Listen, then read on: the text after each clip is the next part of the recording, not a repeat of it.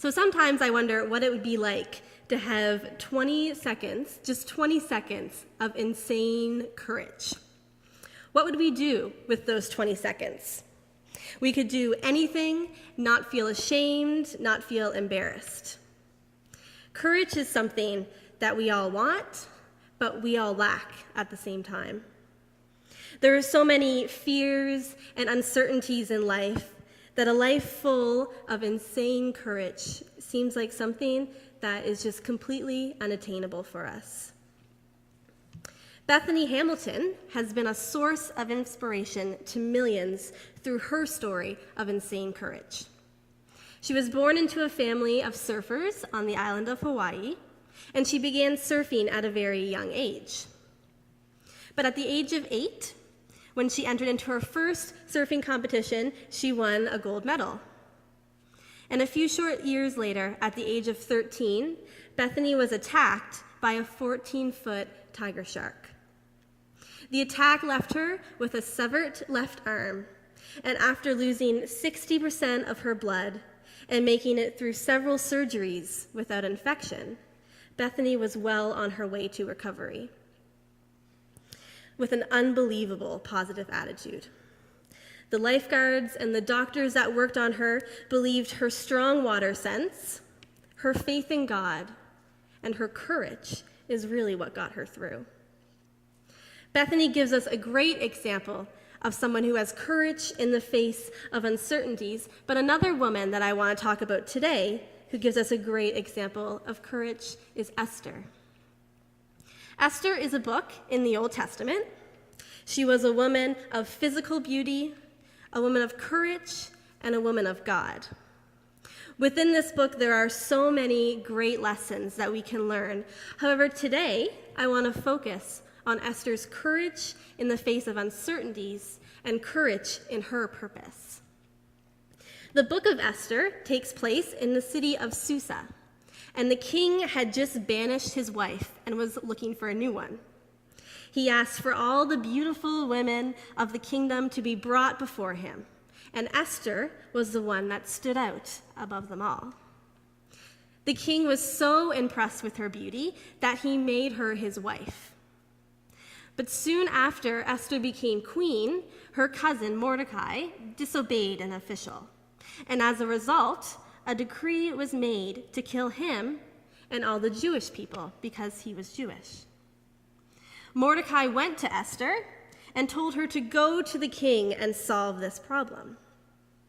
Our scripture reading today picks up the story here at Esther chapter 4, verses 9 to 17. It says, Esther was told everything Mordecai had requested. She talked it over and then sent a message back to Mordecai. Everyone who works for the king here, and even the people out in the provinces, knows that there is a single fate for every man and woman who approaches the king without being invited, and that fate is death. The one exception is if the king extends his gold scepter, then he or she may live. And it has been 30 days now since I've been invited to come to the king. When Mordecai was told what Esther had said, Mordecai sent her this message. Don't think that just because you live in the king's house, you're the one Jew who will get out of this alive. If you persist in staying silent at a time like this, help and deliverance will arrive for the Jews from someplace else. But you and your family will be wiped out. Who knows? Maybe you were made queen for such a time as this. Esther sent back her answer to Mordecai. Go and get all the Jews living in Susa together. Fast for me. Don't eat or drink for 3 days, either day or night. I and my maids will fast with you. If you will do this, I'll go to the king, even though it's forbidden. If I die, I die. Mordecai left and carried out Esther's instructions. Esther was bombarded with information. She was bombarded with a decision, and there was no choice that seemed too promising. Do nothing and let her people die, or do something and face the possibility of her own death. The information she was just presented with was enough stress for one day, but then to be faced with the expectation that she was supposed to be the solution to the problem. Esther had choices to make. If she goes to the king without being invited, she would face certain death.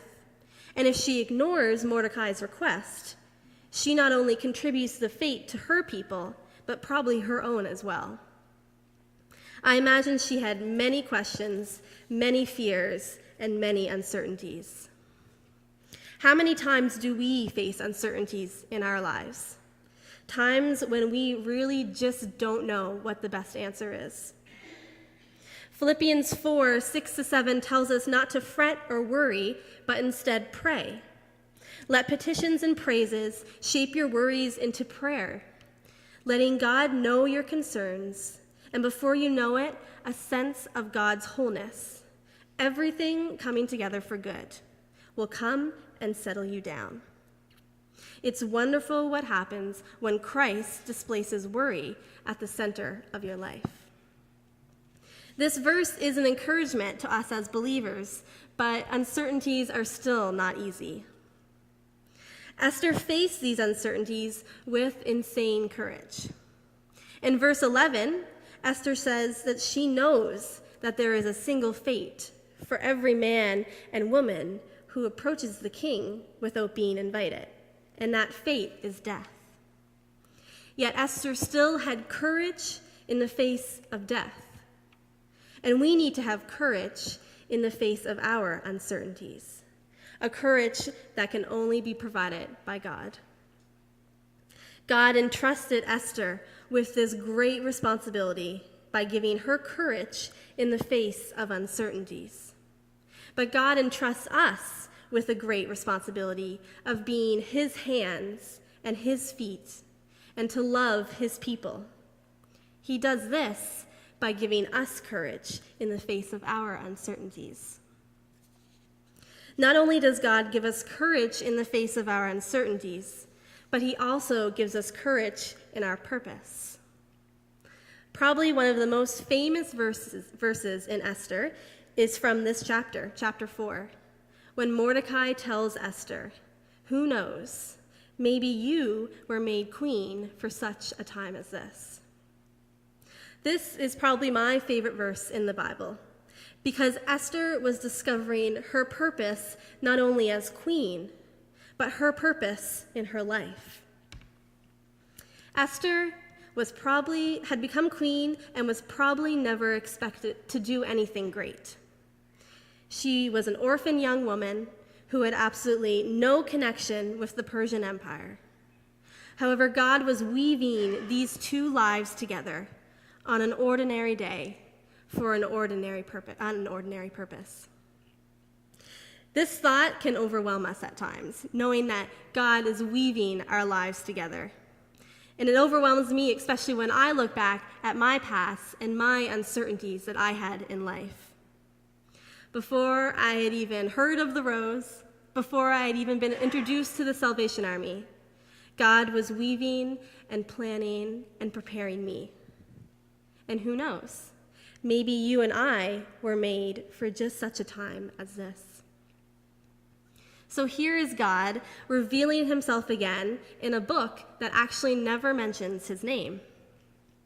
Not only is God revealing himself in Esther's purpose as queen, but he is also revealing himself in Esther's courage in her purpose.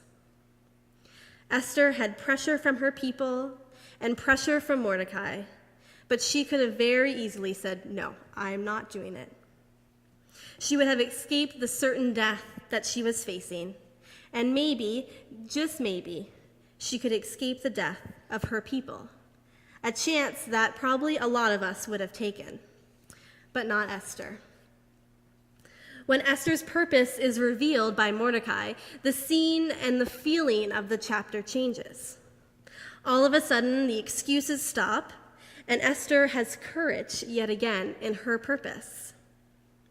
Verse 16 shows us Esther's response. She says, "I'll go to the king even if it's forbidden. If I die, I die. This purpose did not look too promising. It did not look like she'd be getting an award or a prize from thousands of people. And it did not look like she would even make it out alive. God gave Esther courage in her purpose in spite of these challenges. And God gives us courage in our purposes in spite of the challenges and the excuses that we make. We all need courage in our everyday lives, but we also need courage to step out in faith and do what God is calling us to do. Jeremiah 29:11 famously says, "For I know the plans I have for you, declares the Lord. Plans for welfare and not for evil, to give you a future and a hope." And 1 Peter 2:9 tells us that we are a chosen race, a royal priesthood, a holy nation, a people for his own possession, that you may proclaim the excellence of him who called you out of darkness into his marvelous light. None of these verses promise an easy life or an easy purpose, and Esther certainly had no promises that her situation would not end with death. But again, God has given Esther courage to fulfill her purpose, and he gives us that same courage to fulfill ours. But how do we get this courage? Between chapters 4 and 5 of Esther, all we have is white space. Space that I wish was filled with what actually was going on. Esther had courage in her uncertainties. She had courage in her purpose, but I imagine that courage wavered slightly during this time. In verse 15, Esther told Mordecai to go and get all the Jews living in Susa together. "Fast for me. Don't eat or drink for 3 days, either day and night. I and my maids will fast with you." I think we can assume that during this time of fasting, Esther was praying for guidance and praying for courage in her decision and courage in her faith in God. Esther turned to God. She was seeking his guidance and his will. And when she found these answers, she courageously followed through on the plan. The United States Sports Academy announced that teen surfing star Bethany Hamilton will be presented with the 2005 Mildred Babe Courage Award. Upon accepting the award, Bethany said, "Courage doesn't mean that you don't get afraid. Courage means you don't let fear stop you." Bethany had courage from God because she had faith in God. She says, "I believe in God. I don't mean that I believe in him like a person may believe in gravity or the sun coming up in the morning. Those are just facts that really don't mean anything. I mean, I really believe in God."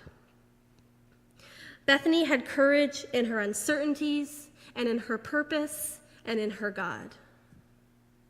Esther went to the king, and despite her expectations, the king extended his hand to her and allowed her to come in. After much conversation and many more events, Esther begged the king to save her people, and he did. Esther had courage in her uncertainties, she had courage in her purpose, and she had courage and faith in God. So what about us today? What would really happen if we were given 20 seconds, just 20 seconds of insane courage? Would we talk to that friend that we've been praying for and praying for? Would we stand up for what we believe in at work or at school or in our own homes? Would we pray with real expectations that God was going to provide for our needs and our requests? Would we deepen our relationship with God or even take that first step in our relationship with God? Or would we have confidence in who God has made us and have courage to act in the situations that he puts us in? The good news is that God gives us 20 seconds of insane courage whenever we ask. And that 20 seconds can turn into hours and days and a lifetime of insane courage. Just imagine what we as his people could accomplish if we got out of his way and lived courageous lives. We all lack courage in some way or at some point in our lives. Some of us may remember a specific moment that we felt God nudging us or calling us to do something, but we didn't.